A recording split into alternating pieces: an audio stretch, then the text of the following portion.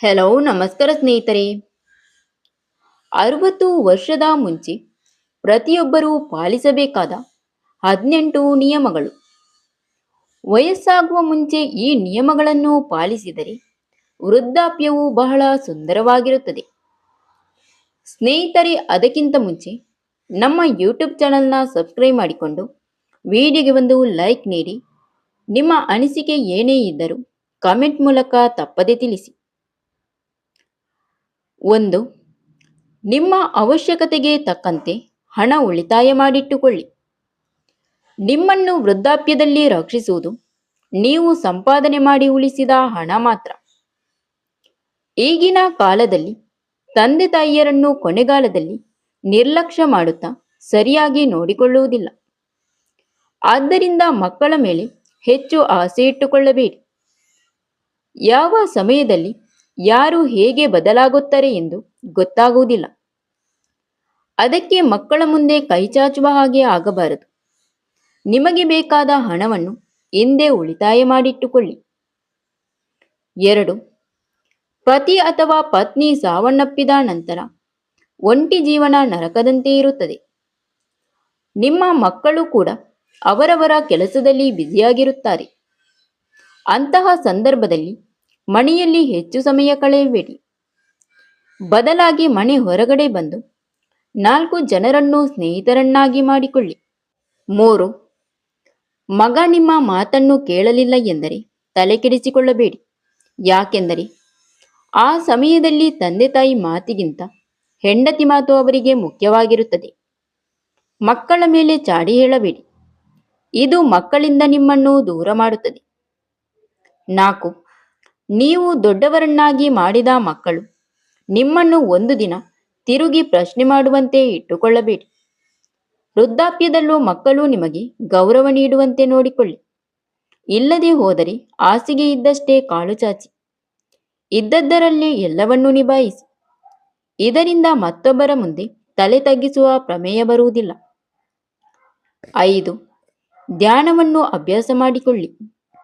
ಪುಸ್ತಕ ಓದುವುದು, ಬರೆಯುವುದು ಅಥವಾ ಇತರ ಚಟುವಟಿಕೆಗಳಿಗೆ ನಿಮ್ಮನ್ನು ತೊಡಗಿಸಿಕೊಳ್ಳಿ. ಇದರಿಂದ ಕೆಲವೊಮ್ಮೆ ಮನಸ್ಸಿಗೆ ಉಂಟಾಗುವ ನೋವು ದೂರವಾಗುತ್ತದೆ. ಆನಂದದಿಂದ ಜೀವನ ಮಾಡುವುದು ಅತಿ ಮುಖ್ಯ. ಜೀವನದಲ್ಲಿ ಚಿಕ್ಕ ಚಿಕ್ಕ ಆಸೆ ಪಡುವುದು ಸಾಮಾನ್ಯ.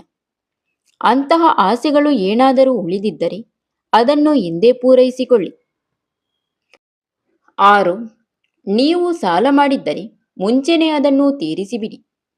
ಮುಂದೆ ಮಕ್ಕಳ ಮೇಲೆ ಬಿದ್ದರೆ ನಿಮ್ಮ ಬಗ್ಗೆ ಮನಸ್ಸಿನಲ್ಲಿ ಬೈಯುತ್ತಾ ಸಾಲ ತೀರಿಸುವ ಪರಿಸ್ಥಿತಿ ಬರಬಹುದು.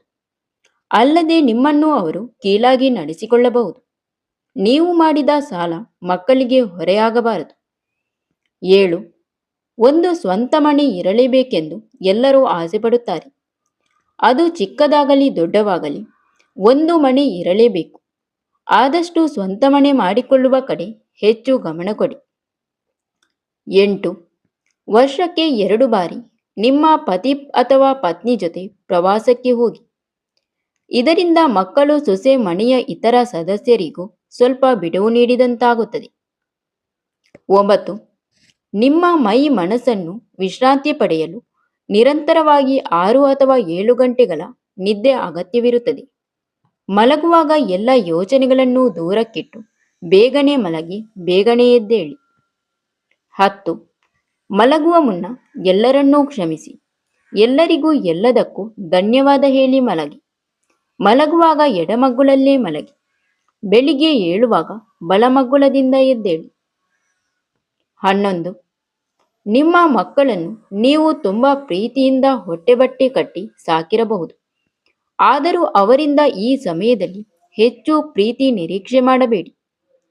ಅವರು ನಿಮ್ಮನ್ನು ಪ್ರೀತಿಯಿಂದ ಮಾತನಾಡಿಸಿದರೆ ನೋಡಿಕೊಂಡರೆ ಸಂತೋಷ, ನೋಡಿಕೊಳ್ಳದಿದ್ದರೆ ಚಿಂತಿಸಬೇಡಿ. ಅದನ್ನೇ ಯೋಚಿಸಿ ಕೊರಗುವುದೂ ಬೇಡ. ನಿಮ್ಮಷ್ಟಕ್ಕೆ ನೀವು ಆತ್ಮವಿಶ್ವಾಸದಿಂದ ಇರಿ. 12. ನಿಮ್ಮ ಆಹಾರ ಸೇವನೆಯಲ್ಲಿ ಶಿಸ್ತು ಕಾಪಾಡಿಕೊಳ್ಳಿ. ಸಿಹಿ, ಕೊಬ್ಬು, ಕರಿದ ಪದಾರ್ಥಗಳನ್ನು ಹೆಚ್ಚು ಸೇವಿಸಬೇಡಿ. ಕೊಲೆಸ್ಟ್ರಾಲ್ ಹೆಚ್ಚಾದರೆ ಆರೋಗ್ಯ ಸಮಸ್ಯೆ ಬರುತ್ತದೆ, ತೂಕ ಹೆಚ್ಚಾಗುತ್ತದೆ, ರಕ್ತ ಸಂಚಾರಕ್ಕೆ ತೊಂದರೆಯಾಗುತ್ತದೆ. ಸಸ್ಯಾಹಾರಕ್ಕೆ ಹೆಚ್ಚಿನ ಆದ್ಯತೆ ನೀಡಿ. ಯಾವಾಗಲೂ ಬಿಸಿಯಾಗಿರುವ ಆಹಾರವನ್ನು ಸೇವಿಸಿ. 13.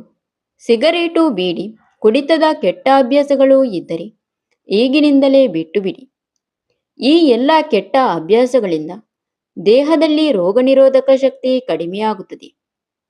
ದುಃಖ, ಕೋಪ, ಭಯ, ಕೀಳರಿಮೆ, ವಿಕೃತ ಕಾಮ, ಅತಿ ನಾಚಿಕೆ, ಚಪಲ ಗುಣಗಳನ್ನು ಹತೋಟಿಯಲ್ಲಿಡಿ.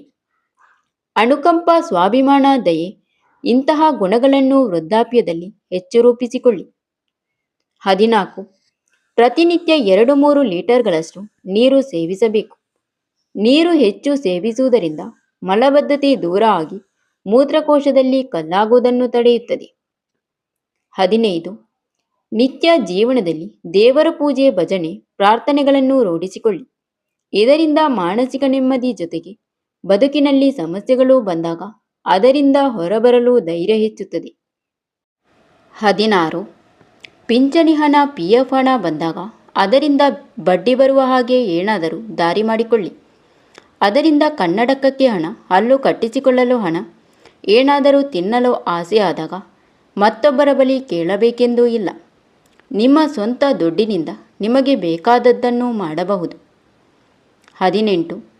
ಮನೆಗೆ ಬಂಧುಗಳು ಬಂದಾಗ ಬಂಧುಗಳ ಮುಂದೆ ಯಾವಾಗಲೂ ನಮ್ಮ ಆರೋಗ್ಯ ಸರಿಯಿಲ್ಲ ಎಂದು ಹೆಚ್ಚು ಬಾರಿ ಹೇಳಬೇಡಿ.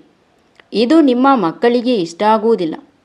ಹಾಗೂ ಹೇಳುವುದಾದರೆ ನಿಮಗೆ ತೀರಾ ಹತ್ತಿರವಾಗುವ ಸ್ನೇಹಿತರ ಬಳಿ ಮನೆಬಿಚ್ಚಿ ಎಲ್ಲ ವಿಚಾರವನ್ನು ಹಂಚಿಕೊಳ್ಳಿ. 19. ಪತ್ನಿ ಮೇಲೆ ಕೂಗಾಡಬೇಡಿ. ವಯಸ್ಸಾದ ಕಾಲದಲ್ಲಿ ಗಂಡ ಹೆಂಡತಿ ಒಬ್ಬರಿಗೊಬ್ಬರು ಆಸರೆಯಾಗಿರಬೇಕು. Thank you for watching. ಸ್ನೇಹಿತರೆ, ಇಂತಹ ಯೂಸ್ಫುಲ್ ಇನ್ಫಾರ್ಮೇಷನ್ಗಾಗಿ ನಮ್ಮ ದಿವ್ಯಾಸ್ ಬುಕ್ಸ್ ಆಫ್ ಯೂಟ್ಯೂಬ್ ಚಾನಲ್ನ ಸಬ್ಸ್ಕ್ರೈಬ್ ಮಾಡಿಕೊಳ್ಳಿ. ವಿಡಿಯೋಗೆ ಒಂದು ಲೈಕ್ ನೀಡಿ. ನಿಮ್ಮ ಅನಿಸಿಕೆಯನ್ನು ಕಮೆಂಟ್ ಮೂಲಕ ತಪ್ಪದೇ ತಿಳಿಸಿ. ಈ ವಿಡಿಯೋನ ಆದಷ್ಟು ಶೇರ್ ಮಾಡಿ.